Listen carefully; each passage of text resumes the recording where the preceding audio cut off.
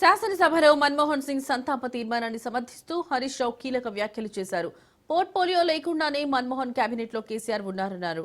పదవుల కోసం ఆశించలేదని, తెలంగాణ ఏర్పాటే లక్ష్యమని గుర్తు చేసినట్లు హరీష్ రావు చెప్పారు. ఈ సందర్భంలో మంత్రి పొన్నం ప్రభాకర్ కలుగు చేసుకుని హరీష్ రావు టాపిక్ డైవర్ట్ చేస్తున్నారని, మన్మోహన్ సింగ్ సంతాప తీర్మానానికి లోబడి మాట్లాడాలంటూ కౌంటర్ ఇచ్చారు.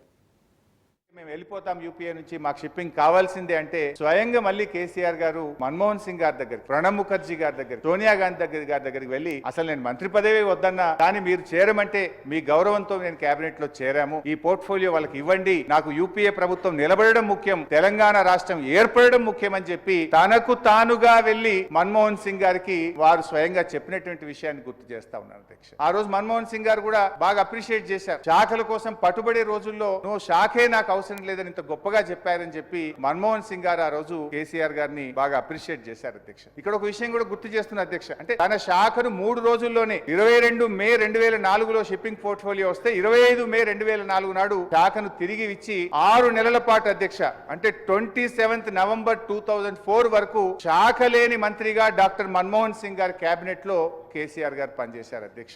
కేసీఆర్ గారు అంటే గౌరవం కాదంటలేము, మనం మాట్లాడుతుంది మన్మోహన్ సింగ్ గారి గురించి. సభలో పోర్ట్ఫోలియో లేదా, లేకపోతే ఇంకేం జరుగుతుంది, లేకపోతే మీ యూపీ అగ్రిమెంట్ ఏంది, ఏం జరిగింది, కామన్ మినిమం ప్రోగ్రామ్, దళిత ముఖ్యమంత్రి, ఇవన్నీ చర్చ ఇప్పుడు ఇది సందర్భం కాదు కదా అధ్యక్ష. దయచేసి మనం వాగ్దానాలు లేకపోతే మాటలు జరిగినటువంటి ఓన్లీ మన్మోహన్ సింగ్ గారికి సంబంధించి శ్రద్ధాంజలి, సంతాపము సభ ద్వారా మనం వారు తెలంగాణ ఏర్పాటుకు సహకరించిన తీరు, వారు ప్రధానమంత్రిగా దేశానికి చేసిన సేవలు మాట్లాడడానికి పరిమితమై ఒకరోజు సభ పెట్టుకున్నాము. దీంట్లో మేము నిజంగా ముందు మా గౌరవ ముఖ్యమంత్రి గారు మాట్లాడుకున్నట్టు ఆనాడు వారితో 5 సంవత్సరాలు పార్లమెంట్ లో పనిచేయడం కూడా మేము 5 నిమిషాలు తొందరగా మాట్లాడి ఎందుకు అందరూ మాట్లాడాలనుకున్నాం. మీరు ఎక్కడెక్కడో సబ్జెక్ట్ డిబేట్ అయిపోయేదో మాట్లాడితే ఎట్లా అధ్యక్ష? మీరు దయచేసి ఇవన్నీ కూడా అనవసరం సబ్జెక్ట్ కాకుండా వారు సీనియర్ శాసనసభ్యులు ఇంత మహేశ్వర గారు మాట్లాడుతుంటే పక్కకి ఏదో చెప్తా ఉన్నాడు. ఇవన్నీ జయశంకర్ గారికి ఏం గౌరవం దొరికింది, దేశీని మల్లేకి ఏం గౌరవం దొరికింది, లేకపోతే పక్కన నరేంద్రకి ఏం దొరికింది, కొండలక్ష్మణ్ బాబుజీకి ఏం దొరికింది మేము అడుగుతున్నాం అధ్యక్ష. ఇప్పుడు అవన్నీ అవసరం లేదు అధ్యక్ష.